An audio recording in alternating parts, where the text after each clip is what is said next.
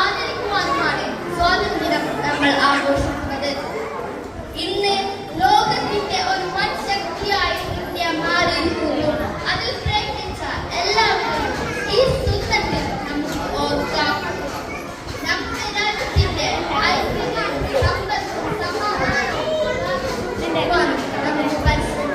പരിശ്രമിക്കാം.